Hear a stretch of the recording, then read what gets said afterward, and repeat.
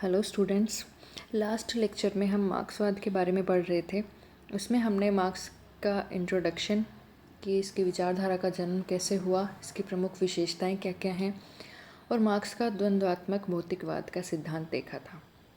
आज हम मार्क्स का इतिहास की आर्थिक व्याख्या का सिद्धांत देखेंगे। मार्क्स की विचारधारा में द्वंद्वात्मक भौतिकवाद की भांति इतिहास की आर्थिक व्याख्या का सिद्धांत भी महत्वपूर्ण है। मार्क्स के विचार में इतिहास की सभी घटनाएं आर्थिक अवस्था में होने वाले परिवर्तनों का परिणाम मात्र हैं।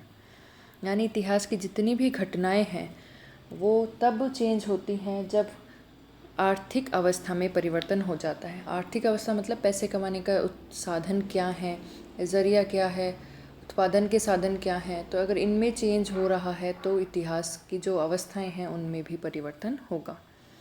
मार्क्स का मत है कि प्रत्येक देश में और प्रत्येक काल में सभी राजनीतिक सामाजिक संस्थाएं, कला, रीति रिवाज व समस्त जीवन भौतिक अवस्थाओं व आर्थिक तत्वों से प्रभावित होता है।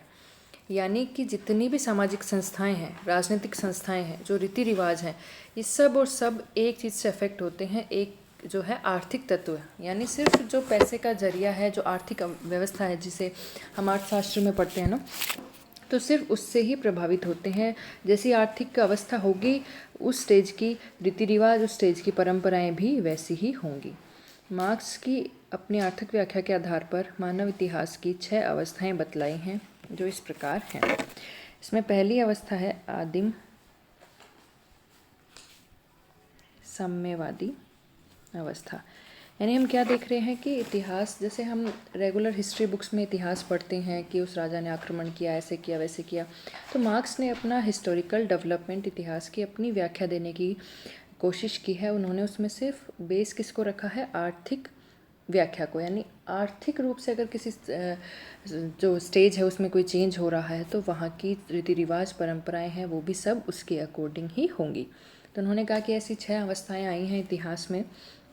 तो उसमें उन्होंने पहली बताई कि आदिम साम्यवादी अवस्था। सामाजिक विकास की इस पहली अवस्था में जीविकोपार्जन के तरीके बहुत सरल थे। शिकार करना, मछली मारना, जंगलों से कंद मूल एकत्रित करना ही इनका मुख्य व्यवसाय था। भोजन प्राप्त करने व जंगली जानवरों से अपनी रक्षा करने के लिए ही मनुष्य समूह में झुंड बनाकर साथ साथ रहा करते थे। इस अवस्था में उत्पादन के साधन समस्त समाज की सामूहिक संपत्ति हुआ करते थे। इस अवस्था में निजी संपत्ति नहीं थी, न ही कोई शोषक था, न ही कोई शोषित था। सब मनुष्य इसमें समान थे। इसलिए मार्क्स ने इस अवस्था को साम्यवादी अवस्था कहा है, क्योंकि मार्क्स ने एक तरह से क्या बताया है कि आगे साम्यवाद आएगा। तो उस साम्यवाद की उन्होंने क्या डेफिनेशन दी है कि ना तो कोई श्रमिक होगा, ना कोई पूंजीपति होगा, सब समान होंगे। तो इसी प्रकार उन्होंने कहा है कि एक साम्यवादी अवस्था पहले भी हुआ करती थी, जिसको इन्होंने आदिम साम्यवादी अवस्था कहा है। इसको साम्यवादी क्यों कहा इन्होंने, क्योंकि यहाँ पे भी कोई शोषक नहीं था, कोई शोषित नहीं था, सारे मनुष्य एक समान थे। समस्त समाज की सामूहिक संपत्ति हुआ करती थी, जो भी वो अर्जित करते थे। किसी की कोई निजी संपत्ति नहीं थी। निजी संपत्ति नहीं थी तो कोई अमीर नहीं था, कोई गरीब नहीं था। इसलिए सारे मनुष्य क्या थे, समान थे और कंदमूल फल खाते थे, शिकार करते थे, झुंड में रहा करते थे। तो इन्होंने कहा सबसे पहले ऐसी अवस्थाएं इतिहास में हुआ करती थी। ठीक है, फिर इन्होंने सेकेंड अवस्था की बात की, दासता की अवस्था। इन्होंने कहा कि धीरे धीरे भौतिक परिस्थितियों में परिवर्तन हुआ। व्यक्तियों ने खेती करना, पशुपालन करना, दस्तकारी करना प्रारंभ कर दिया। इससे समाज में निजी संपत्ति के विचारों का उदय हुआ। जिन्होंने उत्पादन के साधनों, भूमि आदि पर अधिकार कर लिया, वे स्वामी कहलाए। ये दूसरे व्यक्तियों से बलपूर्वक काम करवाने लगे, और जिनसे उन्होंने काम करवाना शुरू कर दिया वे क्या कहलाए, दास कहलाए। तो समाज स्वामी और दास 2 वर्गों में विभाजित हो गया। स्वामी कौन थे, जिनके पास उत्पादन के साधन थे। उत्पादन के साधन मतलब जैसे भूमि है या कोई मशीनें हैं, फैक्ट्रीज़ हैं, इस टाइप में जो जिनके पास उत्पादन के साधन होते हैं, जिन चीज़ों से उत्पादन होता है, वो जो जिनके पास साधन थे वो उनको स्वामी, और जिनके पास ऐसे साधन नहीं थे, सिर्फ जो मजदूरी किया करते थे, वो दास। तो समाज है वो स्वामी और दास 2 वर्गों में विभाजित हो गया। आदिम समाज की समानता और स्वतंत्रता समाप्त हो गई। इसी अवस्था से समाज के शोषक और शोषित 2 वर्गों के मध्य अपने आर्थिक हितों के लिए संघर्ष प्रारंभ हो गया। यानी इनके आर्थिक हित टकराने लगे। एक ने तो सारी भूमि उत्पादन के साधनों पर कब्जा कर लिया, दूसरों से बलपूर्वक काम करवाने लगे, तो इनके आर्थिक हित थे वो आपस में इनके बीच में संघर्ष प्रारंभ हो गया और समाज था वो यहीं से शोषक और शोषित दो वर्गों में विभाजित हो गया। तीसरी अवस्था आई फिर सामंतवादी अवस्था। इन्होंने कहा कि जब उत्पादन के साधनों में और अधिक उन्नति हुई, पत्थर के औजार आ गए, धनुष बाण से निकलकर लोहे के हल आदि का चलन शुरू हुआ, कृषि, बागवानी, कपड़ा बनाने के उद्योगों का विकास हुआ, तो अब दास के स्थान पर उद्योगों में काम करने वाले श्रमिक आ गए। भूमि और उत्पादन के अन्य साधनों पर तथा कृषि पर जिसका आधिपत्य था वे तो जागीरदार या सामंत कहलाते थे। कृषि कार्य करने वाले कृषकों और दस्तकारी करने वाले श्रमिकों का वर्ग सामंतों के अधीन हुआ करता था, यानी कि जिनके पास भूमि का कब्जा है, उत्पादन के साधन हैं, और वो तो क्या कहलाएंगे इस टाइम में? सामंत। तभी इन्होंने सामंतवादी व्यवस्था का इसका नाम दिया है। तो जिनके पास ये साधन, उत्पादन के साधन के जो मालिक हैं वो सामंत कहलाए, और जो उनके अंडर काम करते थे वो श्रमिक।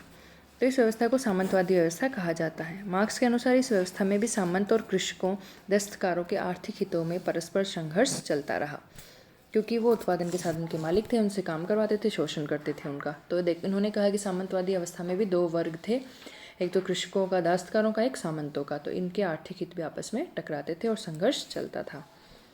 फिर चौथी अवस्था बताई इन्होंने पूंजीवादी। 18वीं शताब्दी के उत्तरार्ध में औद्योगिक क्रांति हुई, जिसके परिणाम स्वरूप उत्पादन के साधनों पर पूंजीपतियों का नियंत्रण स्थापित हो गया। अर्थात पूंजीपति उत्पादन के साधनों के स्वामी हो गए, लेकिन वस्तुओं के उत्पादन का कार्य श्रमिकों द्वारा किया जाता है। वस्तुओं का उत्पादन बहुत बड़े पैमाने पर होने लगा, अतः श्रमिक स्वतंत्र होकर कार्य करते हैं, लेकिन श्रमिकों के पास उत्पादन के साधन नहीं होते, अतः वे अपनी आर्थिक आवश्यकता पूर्ण करने के लिए श्रम बेचने को बाध्य हो जाते हैं। श्रम बेचना मतलब काम करेंगे तो उसके बदले में पैसे मिलेंगे। निजी लाभ के लिए पूंजीपति वर्ग ने श्रमिकों का शोषण करना शुरू किया। दूसरी तरफ श्रमिकों ने भी अपने हितों की रक्षा के लिए जागरूकता आई। परिणाम स्वरूप दो वर्ग, पूंजीपति, शोषक वर्ग, सर्वहारा या श्रमिक या शोषित वर्ग के बीच में संघर्ष प्रारंभ हो जाता है। मार्क्स का मत है कि संघर्ष अपने चरमोत्कर्ष पर पहुंचकर पूंजीवाद को समाप्त कर देगा। तो इन्होंने क्या कहा कि पूंजीवादी व्यवस्था में दो वर्ग बट गए, एक तो पूंजीपतियों का, एक सर्वहारा वर्ग या फिर श्रमिक वर्ग या शोषित वर्ग, जिनका शोषण हो रहा था, पूंजीपति जो शोषण कर रहे थे। तो ऐसे दो वर्गों में समाज बट गया, तो इनके बीच में वर्ग संघर्ष प्रारंभ हो गया। तो मार्क्स का मत है कि संघर्ष अपने लास्ट स्टेज पर पहुंचेगा और पूंजीवाद को समाप्त कर देगा, सर्वहारा का अधिनायकवाद आ जाएगा। तो पांचवी अवस्था इन्होंने क्या बताई है? श्रमिक वर्ग के अधिनायकवाद की अवस्था। ठीक है।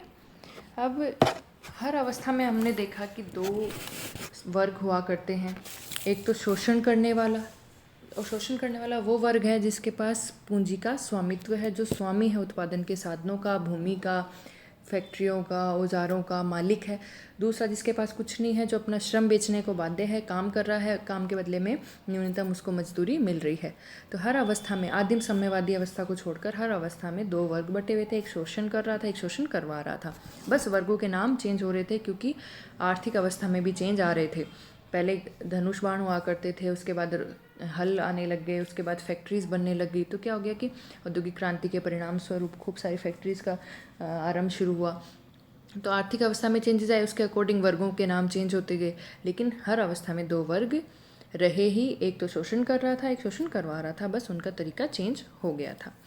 तो अब औद्योगिक क्रांति के बाद इन्होंने क्या कहा कि जो पूंजीवाद है अपने अंतिम स्टेज पर पहुंच जाएगा, तो उसके बाद उनका संघर्ष होगा सर्वहारा वर्ग का, यानी सर्वहारा यानी श्रमिक वर्ग जो शोषित वर्ग है, और पूंजीपतियों का। पूंजीपति वर्ग है कम, सर्वहारा वर्ग है ज़्यादा, क्योंकि पूंजी है वो कम व्यक्तियों के हाथ में इकट्ठी हो जाती है, और जो श्रमिक हैं वो बहुमत मात्रा में होते हैं, उनका काम है सिर्फ मजदूरी कर कर अपना पेट पालना। तो ऐसे समाज है दो वर्गों में डिवाइड रहता है। तो अब उन्होंने कहा कि फिफ्थ स्टेज क्या आएगी उसके बाद? श्रमिक वर्ग का अधिनायकवाद। मार्क्स का विचार है कि पूंजीवादी व्यवस्था द्वंद्वात्मक भौतिकवाद के माध्यम से श्रमिकों व पूंजीपतियों के मध्य संघर्ष में जब पूंजीपतियों की पराजय होगी, तब पूंजीवाद समाप्त होकर ऐतिहासिक विकास की पांचवी अवस्था, श्रमिक वर्ग के अधिनायकत्व की व्यवस्था या अवस्था आएगी। जैसे हमने देखा था द्वंद्वात्मक भौतिकवाद में क्या था, एक वाद होता है, एक प्रतिवाद होता है और एक संवाद होता है। वाद जो प्रारंभिक अवस्था होती है, फिर उन दो चीज़ों में संघर्ष होगा तो उनके परिणाम स्वरूप प्रतिवाद बनेगा और उनके संयोग से जो बनेगा वो संवाद होगा, जो लास्ट स्टेज होगी। तो उन्होंने क्या कहा कि पूंजीवाद में पूंजीपतियों की फिर जब चरम संघर्ष पे पहुंच जाएगा उनका शोषण, तो पूंजीपतियों की पराजय होगी, वे क्रांति करेंगे, श्रमिक लोग, सर्वहारा लोग, और क्रांति करके वो अपना अधिनायकवाद स्थापित कर लेंगे। तो अधिनायकवाद की अवस्था यहाँ पर आ जाएगी।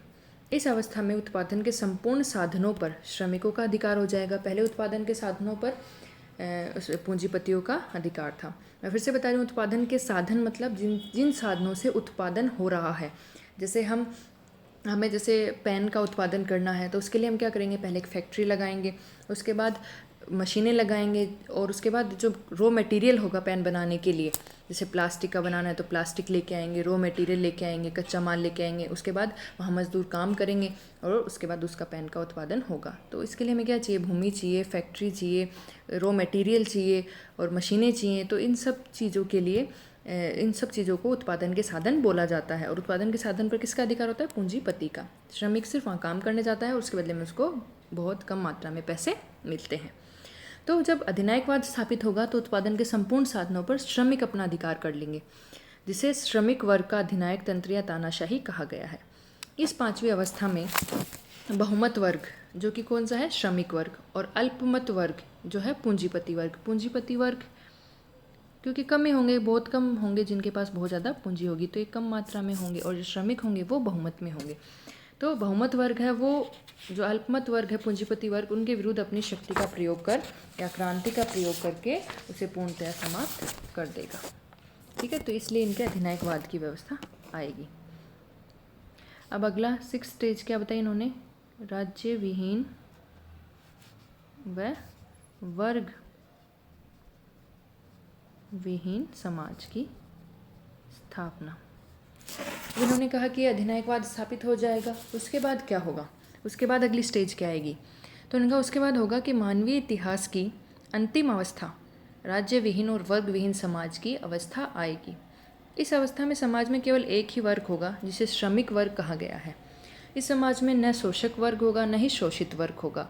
यह समाज राज्य विहीन और वर्ग विहीन होगा। अतः वर्ग विहीन समाज में राज्य स्वतः ही समाप्त हो जाएगा और इस समाज में उत्पादन और वितरण का सिद्धांत लागू होगा, जिसमें समाज के प्रत्येक लोग, ये इम्पोर्टेंट स्टेटमेंट है मार्क्स का, कि समाज के प्रत्येक लोग अपनी योग्यता के अनुसार कार्य करेंगे और अपनी आवश्यकता के अनुसार प्राप्त करेंगे। जितनी योग्यता है एक आदमी में काम करने की, वो अपनी योग्यता के अनुसार अपना समाज में योगदान देगा, और जितनी उसको आवश्यकता है, जैसे उसको अपना पेट पालने के लिए, अपने बच्चों को पढ़ाने के लिए, तो जितनी उसको आवश्यकता है सिर्फ उतना ही वो लेगा और अपनी योग्यता के अनुसार अपना समाज को देगा। तो यह सिद्धांत उत्पादन और वितरण का जो अंतिम स्टेज आएगी राज्य विहीन और वर्ग विहीन समाज की, उसमें ये उत्पादन और वितरण का सिद्धांत लागू होगा, जो कि क्या होगा, हर आदमी अपनी योग्यता के अनुसार काम करेगा, जितना वो कर सकता है, समाज को जितना वो दे सकता है, और बदले में उसे उसकी आवश्यकता के अनुसार वापस मिल जाएगा। जितनी आवश्यकता तो उसकी आवश्यकता पूरी हो जाएगी। तो इसमें कोई निजी संपत्ति नहीं होगी, सारी संपत्ति समाज की होगी। कोई वर्ग नहीं होगा, राज्य नहीं होगा। इस अवस्था साम्यवादी युग में वर्ग विहीन समाज की स्थापना से वर्ग संघर्ष प्रकृति से होगा। मनुष्य प्रकृति से संघर्ष कर मानव कल्याण हेतु नवीन खोज करेगा, आविष्कार करेगा, और साम्यवादी समाज है वो आगे विकास करता रहेगा। तो यहाँ संघर्ष किससे बताया उन्होंने लास्ट में, प्रकृति से, कि प्रकृति से संघर्ष करेंगे और नई नई चीज़ों का उत्पादन करेंगे और समाज है वो आगे प्रगति करता रहेगा। तो इन्होंने कहा ये 6 स्टेज होती हैं इतिहास की, जो अभी 2 स्टेज आनी बाकी थी मार्क्स के अकॉर्डिंग। पूंजीवाद समाप्त होना बाकी था, फिर उसका अधिनायकवाद आता, और उसके बाद लास्ट में वर्ग विहीन व राज्य विहीन समाज की स्थापना होगी। तो ऐसा मार्क्स ने अपनी इतिहास की व्याख्या में बताया। अब इसकी आलोचना देख लेते हैं। उनकी इस आर्थिक व्याख्या की आलोचना क्या है। पहली आलोचना, आर्थिक तत्वों पर अत्यधिक और अनावश्यक बल। आलोचकों के अनुसार मार्क्सवाद ने समाज के राजनीतिक, सामाजिक और वैधानिक ढांचे में आर्थिक तत्वों को आवश्यकता से अधिक महत्व दिया। इन्होंने सिर्फ आर्थिक तत्वों की ही बात की है, उत्पादन के साधनों की, वर्ग भी उत्पादन आर्थिक तत्वों के आधार पर ही बन रहे हैं, और इन्होंने किसी चीज़ को कोई महत्व नहीं दिया। सामाजिक अवस्था व समस्त मानवीय क्रियाएं केवल आर्थिक तत्व पर ही आधारित नहीं होती हैं। आर्थिक तत्व के अतिरिक्त अन्य तत्वों के द्वारा भी कार्य किया जाता है। इन दूसरे तत्वों में सामाजिक वातावरण, मानवीय विचारों और भौगोलिक तत्वों को लिया जा सकता है। तो कोई ज़रूरी नहीं है कि इतिहास सिर्फ आर्थिक तत्व से ही निर्धारित हो, इतिहास और चीज़ों से भी निर्धारित होता है।